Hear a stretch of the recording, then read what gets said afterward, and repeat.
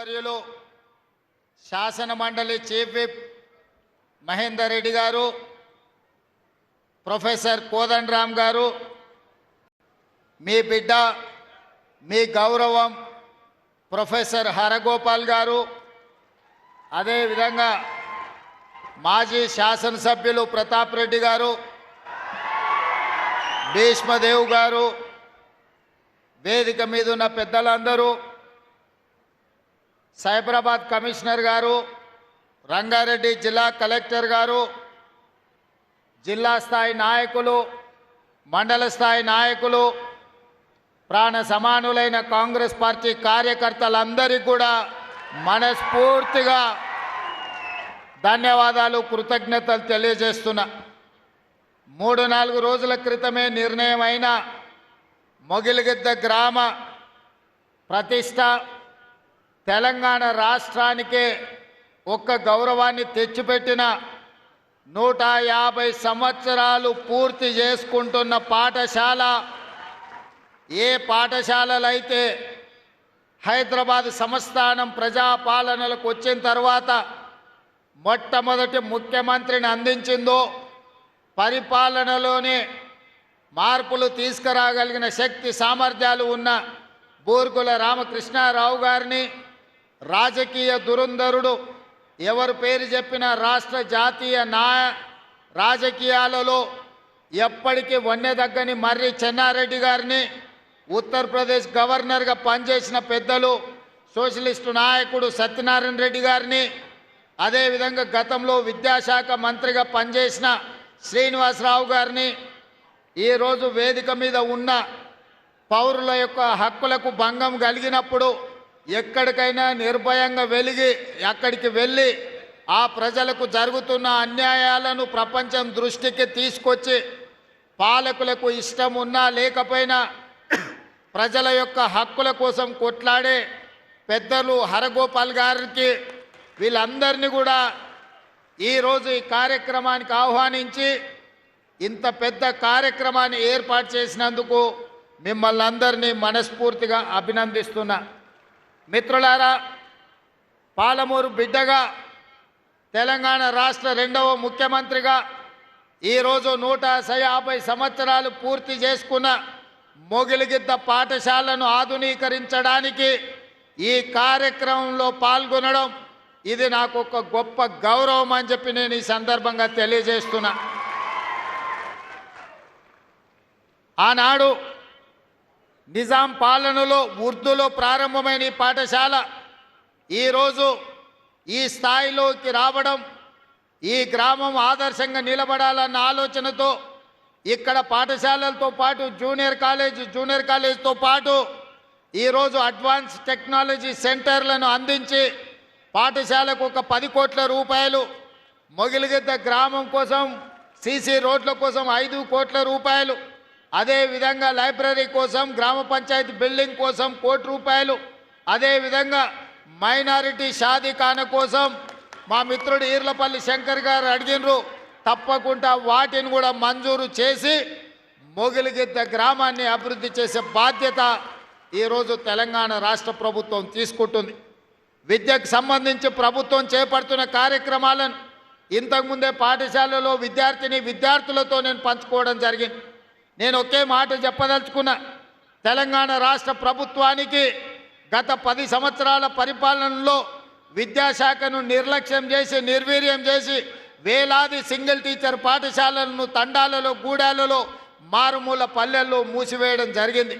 University vice ఛాన్సలర్లు కానీ, అధ్యాపకులను కానీ, ప్రొఫెసర్లను కానీ, అసోసియేట్ అసిస్టెంట్ ప్రొఫెసర్లను కానీ నియమించకపోవడం వల్ల ఈరోజు కాకతీయ, ఉస్మానియా లాంటి యూనివర్సిటీలు ప్రతిష్ట కోల్పోయి ఈరోజు విద్యకు పేదలు దూరమయ్యే పరిస్థితి వచ్చింది. అందుకే మన ప్రభుత్వం ప్రజాపాలన వచ్చినెంబడే విద్య మీద పెట్టేది ఖర్చు కాదు, విద్య మీద పెట్టేది పెట్టుబడి ఈ దేశ భవిష్యత్తు తరగతి గదుల్లోనే ఉంది. అందుకే రాష్ట్ర ప్రభుత్వం బడ్జెట్ని 7% 21,000 కోట్ల రూపాయలను విద్యాశాఖకు కేటాయించి ఆ విద్యాశాఖను ముఖ్యమంత్రి అయిన నా దగ్గరనే పెట్టుకొని విద్యను పెంచాలి, విద్యను పేదలకు అందించాలనే లక్ష్యంతో ఈరోజు ప్రభుత్వం చేస్తుంది. ఇదే కాదు, 10 సంవత్సరాలు టీచర్ల బదిలీలు జరగలేదు, 20 సంవత్సరాలు టీచర్లకు ప్రమోషన్లు ఇవ్వలేదు, దాదాపుగా 10 ఏళ్ళు డిఎస్సి నోటిఫికేషన్ ఇవ్వక ఒక్క నూతనంగా కూడా టీచర్లను నియమించలేదు. అందుకే మా ప్రభుత్వం వచ్చిన మొదటి సంవత్సరంలోనే 21,000 మంది టీచర్లకు ప్రమోషన్లు ఇవ్వడమే కాదు, 35,000 మంది టీచర్ల బదిలీలు చేసి ప్రతి ప్రాంతానికి ఈరోజు టీచర్లను అందించే ప్రయత్నమే చేసినాం. ఇదే కాదు, మా అధికారుల కృషి వల్ల 10 సంవత్సరాలు నియామకాలు జరగని డిఎస్సి టీచర్ల నియామకం 55 రోజుల్లో 11,000 మంది టీచర్లను ఎల్బీ స్టేడియానికి పిలిచి వాళ్లకు నియామక పత్రాలు అందించి 11,000 మంది నూతన టీచర్లను అందించడం ద్వారా తండాలలో గూడాలలో ఉండే పాఠశాలలను తిరిగి ప్రారంభించే ప్రయత్నం చేసినాం. ఇదే కాదు, young India skills university, young India sports యూనివర్సిటీని ఐటీఐలు నిర్వీర్యం అయిపోతే సాంకేతిక నైపుణ్యాన్ని పెంచాలని 75 ఐటీఐలను ఈరోజు అడ్వాన్స్ టెక్నాలజీ సెంటర్లుగా 2,400 కోట్ల రూపాయలతోని టాటా సంస్థతోని ఒప్పందం చేసుకొని తెలంగాణలో ఉన్న యువతీ యువకులకు సాంకేతిక నైపుణ్యం నేర్పాలి, ఈ సాంకేతిక నైపుణ్యం ప్రపంచంతో పోటీ పడే విధంగా ఉండాలి అని మన సింగపూర్కి వెళ్ళి సింగపూర్ ప్రభుత్వంతో కూడా ఒప్పందం చేసుకొని సింగపూర్ ప్రభుత్వం నుంచి మన దగ్గర విద్యార్థులకు శిక్షణ ఇచ్చే విధంగా అక్కడి నుంచి ట్రైనింగ్ ఇచ్చే వాళ్ళని తీసుకొచ్చడానికి ఒప్పందం చేసుకున్నాం. ఇయాల అమెరికాలో ఉండే స్టాన్ఫర్డ్ యూనివర్సిటీని కూడా మనం ప్రయత్నం చేస్తున్నాం. మన తెలంగాణలో ఉండే విద్యార్థులకు శిక్షణ ఇవ్వడానికి ఒక ఎంఓయూ చేయాలని ఇవాళ ప్రయత్నం చేస్తున్నాం. ఎందుకంటే ఇవాళ ప్రపంచంలో పోటీ పెరిగిపోయింది. సర్టిఫికెట్లు ఉంటేనో, డిగ్రీలు ఉంటేనో, పట్టాలు ఉంటేనో ఇవాళ ఉద్యోగాలు వచ్చే పరిస్థితి లేదు. నీ పట్టా ఏదున్నా నీ నైపుణ్యం ఎంతున్నదని చెప్పి ఇవాళ పోటీ ప్రపంచం అడుగుతున్నది. అందుకే పట్టాలతో పాటు సాంకేతిక నైపుణ్యాన్ని పెంచాలి అని చెప్పి ఈరోజు ప్రభుత్వం నిరంతర కృషి చేస్తున్నది. ఆ బాధ్యతను స్వయంగా నేనే పర్యవేక్షిస్తున్నా అని చెప్పి నేను ఈ సందర్భంగా తెలియజేస్తున్నా. ఇదే కాదు, తెలంగాణకు వెన్నెముక రైతులు. ఆ రైతులకు ఆనాటి ప్రభుత్వం, నేను హరగోపాల్ గారిని అనుమతి అడుగుతున్నా, అక్కడ విద్యార్థులు కేవలం ప్రభుత్వ కార్యక్రమాలే మాట్లాడినా, ఇక్కడ ఉన్నదంతా మా పార్టీ కార్యకర్తలు, నాయకులు, రైతులు ఉన్నారు. కాబట్టి కొన్ని రాజకీయపరమైన అంశాలు ఈ వేదిక మీద నేను ప్రస్తావించాల్సిన పరిస్థితి ఉన్నది. తమరి అన్నదా భావించొద్దు. ఎందుకంటే మా కార్యకర్తలు నిరుత్సాహంతో మళ్ళీ ఊరికి పోతారు నేను మాట్లాడకపోతే. సార్ వచ్చిండు, పెద్దసారి చెప్పినట్టే మాకు చదువు చెప్తే ఏం లాభం, రాజకీయం మాట్లాడకపోతే ఎట్లా అని చెప్పి మా వాళ్ళు అనుకునే ప్రమాదం ఉంది. అందుకే కొన్ని రాజకీయపరమైన అంశాలు కూడా ఈ వేదిక మీద నుంచి ప్రస్తావించాల్సిన బాధ్యత నా మీద ఉన్నది. ఆయన ఆనాడు 70,000 కోట్లతోని 2014 జూన్ 2 నాడు మనం రాష్ట్రాన్ని వారికి అప్పచెప్తే 16,000 కోట్ల రూపాయల మిగులు బడ్జెట్తోని ధనిక రాష్ట్రంగా వారికి అప్పచెప్తే 10 ఏళ్ళు తిరిగే లోపల 7 లక్షల కోట్ల రూపాయల అప్పులు చేసి ధనిక రాష్ట్రాన్ని దివాలా రాష్ట్రంగా చేసి చివరికి రైతు బంధు పథకాన్ని కూడా ఇవ్వకుండా ఎన్నికలను అడ్డం పెట్టుకొని పారిపోతే నేను ముఖ్యమంత్రిగా బాధ్యత చేపట్టిన ఎంబడే ఆయన గారు ఎగ్గొట్టిన రైతు భరోసా పథకంలో 7,625 కోట్ల రూపాయలు 3 నెలల్లోనే 72 లక్షల రైతుల ఖాతాలో వేసి ఎగ్గొట్టి పారిపోయిన ఆయన కాదు, ఇప్పుడు బాధ్యత తీసుకున్న మీ సోదరుడు మీ రైతు భరోసా పథకాన్ని అమలు చేస్తా అని ముఖ్యమంత్రిగా అధికారం చేపట్టిన 3 నెలల్లోనే రైతు భరోసా పథకం రైతు ఖాతాలో వేసిన. ఇదే కాదు, ఆనాడు 2014లో 1,00,000 రూపాయల రుణమాఫీ అన్నాడు, ఆ తర్వాత 4 విత్తనాలు అన్నాడు. అసలు మిత్తి ఆయన ఆ ఖాతాలు వేసి 5 ఏళ్లకు ఆయన ఇచ్చిందంత మిత్తికే సరిపోయింది. అసలు అట్లనే రైతుల నెత్తి మీద మిగిలిపోయింది. మళ్ళీ 2018లో అదే మాట ఇచ్చిండు. అప్పుడేదో చెప్పినా సోయి లేక ఇప్పుడు మళ్ళా 1,00,000 రూపాయల హామీ ఇస్తున్నా, మళ్ళీ మీకు చేస్తాను. అధికారంలోకి వచ్చిన ఎంబడే మళ్ళా పాడిందే పాడరా పాసుపండ్ల దాసరి అన్నట్టు మళ్ళీ 4 విడతలు అన్నాడు, నట్టేట ముంచెండు. చివరికి ఆయన 2014 నుంచి 2023 డిసెంబర్ వరకు ఆయన రైతు రుణమాఫీ చేసింది 18,000 కోట్ల రూపాయలే. 2018 నుంచి 23 వరకు 11,000 కోట్ల రూపాయలు రైతుల ఖాతాలో వేస్తే అందులో 8,500 కోట్ల రూపాయలు మిత్తికే సరిపోయినాయి. ఆయన చేసిన రైతు రుణమాఫీ నికరంగా 3,000 కోట్ల రూపాయలే. కానీ మీ సోదరుడిగా, మీ బిడ్డగా, పాలమూరు బిడ్డగా, నల్లమల్ల అడవులో నుంచి వచ్చిన నేను ఒక రైతు బిడ్డగా 2 లక్షల రూపాయల రైతు రుణమాఫీ చేస్తా అని సరిగ్గా 60 రోజుల్లో 25,50,000 మంది రైతులకు 21,000 కోట్ల రూపాయలు 2 లక్షలు రుణమాఫీ చేసి ఇచ్చిన మాట నిలబెట్టుకొని మాట తప్పని మడమ తిప్పని పార్టీగా ఈరోజు 25,50,000 మంది రైతులకు 21,000 కోట్ల రూపాయల రైతు రుణమాఫీ చేసినాం. ఇవాళ రైతు రుణమాఫీ చేయలేదంటున్నాడు. నేను సూటిగా సవాలు విసురుతున్న చంద్రశేఖరరావు గారికి వేదిక మీద నుంచి, ఫామ్ హౌస్లో ఉండి వచ్చిన వాళ్ళకి జోలి చెప్పుడు కాదు, అసెంబ్లీకి రా, లెక్కలు చెప్తా. ఏ ఊర్లో, ఏ తండాలో, ఏ గూడెంలో ఏ రైతుకి ఎంత రుణమాఫీ చేసినో 25,50,000 మంది రైతుల వివరాలు శాసనసభలో పెడతా. 21,000 కోట్ల రూపాయలు ఎవరి ఖాతాలో వేసినో నేను లెక్క చెప్తా. నీకు చిత్తశుద్ధి, నీకు నిజాయితీ ఉంటే రా, వచ్చే అసెంబ్లీలో నువ్వు మాట్లాడు, అడుగు. అదేవిధంగా ఆనాడు నువ్వు 5,000 రూపాయలు సంవత్సరానికి రైతు బంధు కింద 10,000 ఇస్తే నేను ఎన్నికల్లో 15,000 ఇస్తా అని చెప్పిన. కానీ ఏ రోజు కూడా చంద్రశేఖరరావు గారు మనం అప్పుల్లో లేము, మనం ధనిక రాష్ట్రం, మన దగ్గర సంచుల కొద్దీ గుమ్మీల కొద్దీ రూపాయలు ఉన్నాయని అబద్ధాలు చెప్పిండు. వచ్చి చూస్తే గుమ్మీలు ఖాళీలు ఉన్నాయి. గుమ్మి కింద పందికొక్కులాగా కేసీఆర్ కుటుంబం మొత్తం తిని కూసున్నది. అయినా అధైర్యపడకుండా 15,000 బదులు ఆనాడు నువ్వు ఇచ్చిన 10,000 ఎగ్గొట్టిన 10,000 కాకుండా ఇవాళ 12,000 రూపాయలు సంవత్సరానికి రైతులకు ఇవ్వాలని రైతు భరోసా కార్యక్రమాన్ని జనవరి 26 తారీఖు నాడు ప్రారంభించుకున్నాం. మార్చి 31 లోపల ప్రతి ఎకరాకు వ్యవసాయ యోగ్యమైన భూమికి ఎకరాకు 6,000 చొప్పున మీ ఖాతాలో వేసే పూచి నాది అని నేను ఈ వేదిక మీద నుంచి చెప్పదలుచుకున్నా. ఆయన అంటుండు ఎగ్గొడతారని.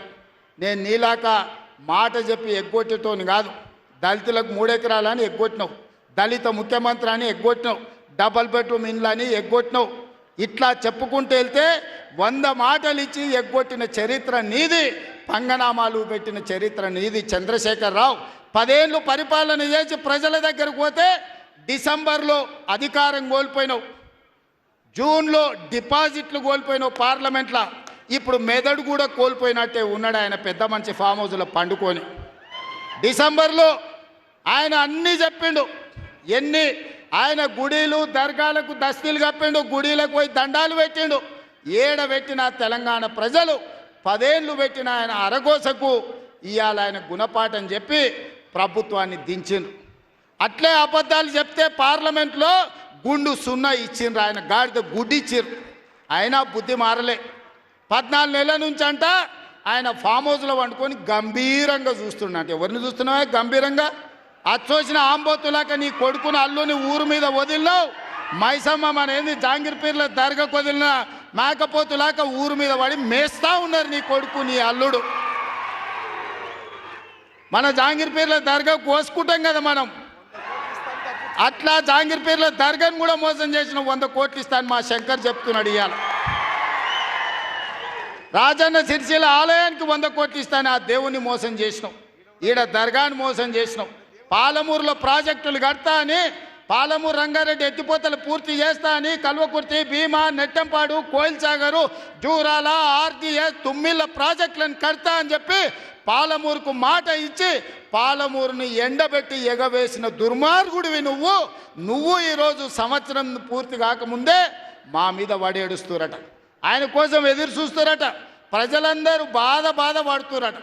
అయ్యా చంద్రశేఖరరావు గారు, 4 కోట్ల ప్రజలు ఎవ్వరు బాధపడతలేరు.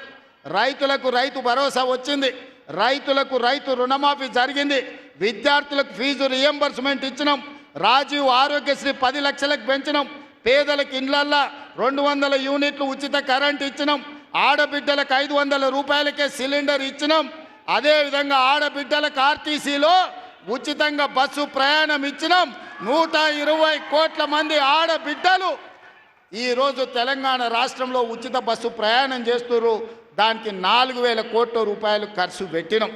ఇవాళ 10,000 కోట్ల రూపాయలు రాబోయే మార్చి 31 లోపల రైతు భరోసా పథకం కింద పేదల ఖాతాలో వేస్తాం. ఉపాధి హామీ కూలీలకు కూడా ఇవాళ ప్రతి కుటుంబానికి 12,000 రూపాయలు ఇచ్చినాం.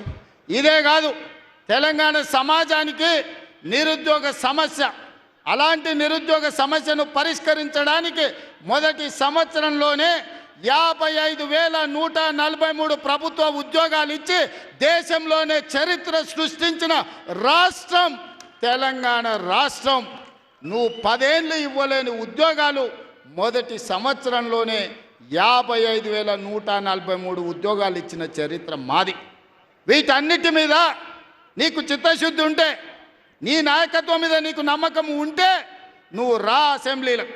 ఈ వివరాలన్నీ అసెంబ్లీలో పెడతా, చర్చ చేద్దాం. ఆయన కొడితేనంట బలంగా కొడతాడంట. సరిగ్గా నిలబడేది నేర్చుకొని ఆయన కట్టలేకుండా. నీ పరిస్థితి ఎట్లుందో తెలంగాణ సమాజానికి తెలియదా? నువ్వు తూగుతున్నావా, సోగుతున్నావా, నువ్వు నిలబడగలిగే పరిస్థితిలో ఉన్నవా? ఆయన బలంగా కొడతాడంట, ఆయన లేచి వస్తాడంట. సోషల్ మీడియాలో నాకు ఆయనకు పోటీ పెడితేనంట ఆయనకు లైక్లు ఎక్కువ వచ్చినాయంట. టిక్టాక్లో 10 ఏళ్ళు ముఖ్యమంత్రి చేసినోడు, కేంద్ర మంత్రి చేసినోడు ఇవాళ టిక్టాక్లో కేసీఆర్కు రేవంత్ రెడ్డికి పోటీ పెడితే ఆయనకు లైక్లు ఎక్కువ వచ్చినాయంటే నాకు తక్కువ వచ్చినాయంటే ఇవాళ వాళ్ళ కార్యకర్తలతో మాట్లాడుతున్నాను. నేను అడగదలుచుకున్నా, ఆ మధ్యలో బాలీవుడ్లో కూడా సల్మాన్ ఖాన్కు రాఖీ సావంత్కు కూడా టిక్టాక్లో పెడితే రాఖీ సావంత్కి ఎక్కువ లైకులు వచ్చినాయి. అంత మాత్రాన ఆమె సల్మాన్ ఖాన్ కంటే గొప్ప నటుడు నటురాలు అనేవారని అనుకుంటారా? ఇవాళ చివరికి ప్రజలు తిరస్కరించి ప్రజలు డిపాజిట్లు జప్తు చేస్తే ముఖం జల్లక ఫామ్ హౌస్లో వండుకున్న చంద్రశేఖరరావు సోషల్ మీడియా టిక్టాక్లో నాకు లైక్లు వచ్చినాయని చెప్పుకునే పరిస్థితికి వచ్చిందంటే ఆయన మానసిక పరిస్థితి ఎట్లుందో తెలంగాణ సమాజం అర్థం చేసుకుంటుంది. పెద్ద మనిషి ఆయన వయసులో, నేనేం కాదంటలేను. ఆయన పిల్లలు యమకింకర్లాగా తయారై ఊరి మీద పడి మేస్తున్నారు. ఫస్ట్ నీ కొడుకుని అల్లుని కంట్రోల్లో పెట్టు చంద్రశేఖరరావు. నువ్వు రా సభకు 5 తారీఖు నాడో 6 తారీఖు నాడో స్పీకర్ గారు అనుమతి తీసుకొని ఏబిసిడి వర్గీకరణ మీద మా మాదిగ సోదరుల 35 ఏళ్ల పోరాటం, అదేవిధంగా 100 సంవత్సరాలు బ్రిటిషర్స్ ఉన్నప్పుడు కులగణన చేసిరు. 100 ఏళ్ల వరకు బలైన వర్గాలు ఎంతమంది ఉన్నారో వాళ్ళ లెక్క వాళ్ళకే తెలియదు. ఎంతోమంది ప్రధానమంత్రులు ముఖ్యమంత్రులు మారినారు కానీ బీసీల లెక్కలు తేల్చలేదు. కానీ భారత్ జోడోలో రాహుల్ గాంధీ ఇచ్చిన మాట ప్రకారం ఈరోజు కాంగ్రెస్ పార్టీ బీసీల లెక్కలు తేల్చింది, ఇంటింటికి పోయింది, లెక్క కట్టింది. రాబోయే 2 తారీఖు నాడు బీసీ కులగణన నివేదిక రాబోతుంది. అదేవిధంగా మాదిగల వర్గీకరణ మీద కూడా జ్యుడిషియల్ కమిషన్ నివేదిక ఇవ్వబోతుంది. ఫిబ్రవరి మొదటి వారంలో అసెంబ్లీలో బీసీ కులగణన మీద, అదేవిధంగా మాదిగల వర్గీకరణ మీద సభను పెట్టబోతున్నాం. నీకు చేతనైతే చిత్తశుద్ధి ఉంటే సభకు రా, చర్చ చేద్దాం. నువ్వా మేమా తేల్చుకుందాం. నీ ఫామ్ హౌస్లో నీ వంది మాగదులను, నీ భజన చేసేటోళ్ళను నువ్వు వాళ్ళను జమేసుకొని వాళ్ళ ముందల పొంకనాలు కొట్టకు చంద్రశేఖరరావు. నువ్వు కాలం జల్లిపోయిన 1000 రూపాయల నోటువే. ఆ నోటు పెట్టుకుంటే ఎవడైనా జైలుకే వెళ్తాడు.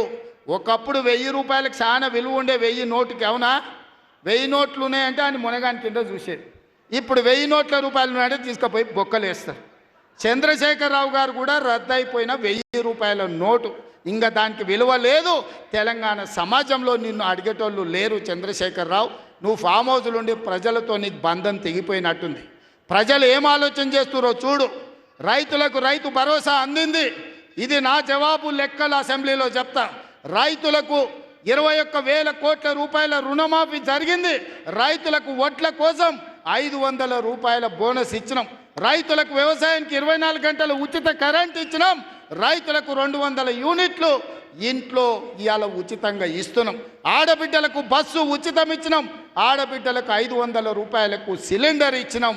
ఇవాళ యువకులకు 55,143 ఉద్యోగాలు ఇచ్చిన మొదటి సంవత్సరంలో.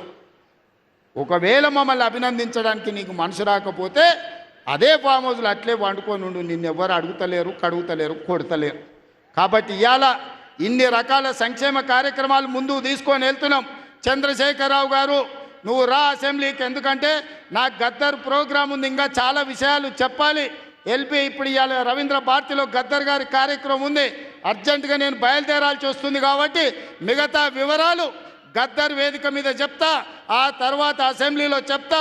ఇంత పెద్ద కార్యక్రమాన్ని ఏర్పాటు చేసి అద్భుతంగా నిర్వహించిన పెద్దలందరికీ, ముఖ్యంగా ప్రాణ సమానులైన కాంగ్రెస్ పార్టీ కార్యకర్తలందరినీ మనస్ఫూర్తిగా అభినందిస్తున్నా.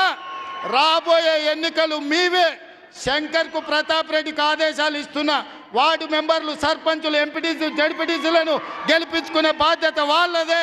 ఇల్లు తిరుగుతారు, మిమ్మల్ని గెలిపిస్తారు, మిమ్మల్ని నాయకులను చేస్తారు.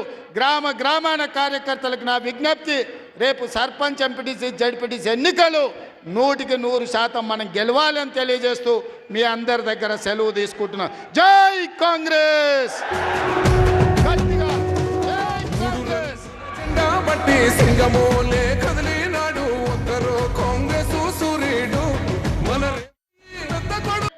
16,000 కోట్ల రూపాయల మిగులు బడ్జెట్తోని ధనిక రాష్ట్రంగా వారికి అప్పచెప్తే 10 ఏళ్ళు తిరిగే లోపల 7 లక్షల కోట్ల రూపాయల అప్పులు చేసి ధనిక రాష్ట్రాన్ని దివాలా రాష్ట్రంగా చేసి చివరికి రైతు బంధు పథకాన్ని కూడా ఇవ్వకుండా ఎన్నికలను అడ్డం పెట్టుకొని పారిపోతే, నేను ముఖ్యమంత్రిగా బాధ్యత చేపట్టిన ఎంబడే ఆయన గారు ఎగ్గొట్టిన రైతు భరోసా పథకంలో 7,625 కోట్ల రూపాయలు 3 నెలల్లోనే 72 లక్షల రైతుల ఖాతాలో వేసి ఎగ్గొట్టి పారిపోయిన ఆయన కాదు, ఇప్పుడు బాధ్యత తీసుకున్న మీ సోదరుడు మీ రైతు భరోసా పథకాన్ని అమలు చేస్తా అని ముఖ్యమంత్రిగా అధికారం చేపట్టిన 3 నెలల్లోనే రైతు భరోసా పథకం రైతు ఖాతాలో వేసిన. ఆనాడు 2014లో 1,00,000 రూపాయల రుణమాఫీ అన్నాడు, ఆ తర్వాత 4 విత్తనాలు అన్నాడు. అసలు మిత్తి ఆయన ఆ ఖాతాలు వేసి 5 ఏళ్లకు ఆయన ఇచ్చిందంత మిత్తికే సరిపోయింది. అసలు అట్లనే రైతుల నెత్తి మీద మిగిలిపోయింది. మళ్ళీ 2018లో అదే మాట ఇచ్చిండు. అప్పుడేదో చెప్పినా సోయి లేక ఇప్పుడు మళ్ళా 1,00,000 రూపాయల హామీ ఇస్తున్నా, మళ్ళీ మీకు చేస్తాను. అధికారంలోకి వచ్చిన ఎంబడే మళ్ళా పాడిందే పాడరా పాసుపండ్ల దాసరి అన్నట్టు మళ్ళీ 4 విడతలు అన్నాడు, నట్టేట ముంచెండు. చివరికి ఆయన 2014 నుంచి 2023 డిసెంబర్ వరకు ఆయన రైతు రుణమాఫీ చేసింది 18,000 కోట్ల రూపాయలే. 2018 నుంచి 23 వరకు 11,000 కోట్ల రూపాయలు రైతుల ఖాతాలో వేస్తే అందులో 8,500 కోట్ల రూపాయలు మిత్తికే సరిపోయినాయి. ఆయన చేసిన రైతు రుణమాఫీ నికరంగా 3,000 కోట్ల రూపాయలే. కానీ మీ సోదరుడిగా, మీ బిడ్డగా, పాలమూరు బిడ్డగా, నల్లమల్ల అడవులో నుంచి వచ్చిన నేను ఒక రైతు బిడ్డగా 2 లక్షల రూపాయల రైతు రుణమాఫీ చేస్తా అని సరిగ్గా 60 రోజుల్లో 25,50,000 మంది రైతులకు 21,000 కోట్ల రూపాయలు 2 లక్షలు రుణమాఫీ చేసి ఇచ్చిన మాట నిలబెట్టుకొని, మాట తప్పని మడమ తిప్పని పార్టీగా ఈరోజు 25,50,000 మంది రైతులకు 21,000 కోట్ల రూపాయల రైతు రుణమాఫీ చేసినాం. ఇవాళ రైతు రుణమాఫీ చేయలేదంటున్నాడు. నేను సూటిగా సవాలు విసురుతున్న చంద్రశేఖరరావు గారికి వేదిక మీద నుంచి, ఫామ్ హౌస్లో ఉండి వచ్చిన వాళ్ళకి జోలి చెప్పుడు కాదు, అసెంబ్లీకి రా, లెక్కలు చెప్తా. ఏ ఊర్లో, ఏ తండాలో, ఏ గూడెంలో ఏ రైతుకి ఎంత రుణమాఫీ చేసినో 25,50,000 మంది రైతుల వివరాలు శాసనసభలో పెడతా. 21,000 కోట్ల రూపాయలు ఎవరి ఖాతాలో వేసినో నేను లెక్క చెప్తా. నీకు చిత్తశుద్ధి, నీకు నిజాయితీ ఉంటే రా, వచ్చే అసెంబ్లీలో నువ్వు మాట్లాడు, అడుగు. ఆయన కొడితేనంట బలంగా కొడతాడంట, సరిగ్గా నిలబడేది నేర్చుకోని ఆయన కట్టె లేకుండా. నీ పరిస్థితి ఎట్లుందో తెలంగాణ సమాజానికి తెలియదా? నువ్వు తూగుతున్నావా, సోగుతున్నావా, నువ్వు నిలబడగలిగే పరిస్థితిలో ఉన్నవా? ఆయన బలంగా కొడతాడంట, ఆయన లేచి వస్తాడంట. సోషల్ మీడియాలో నాకు ఆయనకు పోటీ పెడితేనంట ఆయనకు లైక్లు ఎక్కువ వచ్చినాయంట. టిక్ టాక్లో 10 ఏళ్ళు ముఖ్యమంత్రి చేసినోడు, కేంద్ర మంత్రి చేసినోడు ఇవాళ టిక్ టాక్లో కేసీఆర్కు రేవంత్ రెడ్డికి పోటీ పెడితే ఆయనకు లైక్లు ఎక్కువ వచ్చినాయంటే నాకు తక్కువ వచ్చినాయంటే ఇవాళ వాళ్ళ కార్యకర్తలతో మాట్లాడుతున్నాను. నేను అడగదలుచుకున్నా, ఆ మధ్యలో బాలీవుడ్లో కూడా సల్మాన్ ఖాన్కు రాఖీ సావంత్కు కూడా టిక్ టాక్లో పెడితే రాఖీ సావంత్కి ఎక్కువ లైకులు వచ్చినాయి. ఇవాళ రైతు రుణమాఫీ చేయలేదంటున్నాడు. నేను సూటిగా సవాలు విసురుతున్న చంద్రశేఖరరావు గారికి వేదిక మీద నుంచి, ఫామ్ హౌస్లో ఉండి వచ్చిన వాళ్ళకి జోలి చెప్పుడు కాదు, అసెంబ్లీకి రా, లెక్కలు చెప్తా. ఏ ఊర్లో, ఏ తండాలో, ఏ గూడెంలో ఏ రైతుకి ఎంత రుణమాఫీ చేసినో 25,50,000 మంది రైతుల వివరాలు శాసనసభలో పెడతా. 21,000 కోట్ల రూపాయలు ఎవరి ఖాతాలో వేసినో నేను లెక్క చెప్తా. నీకు చిత్తశుద్ధి, నీకు నిజాయితీ ఉంటే రా, వచ్చే అసెంబ్లీలో నువ్వు మాట్లాడు, అడుగు.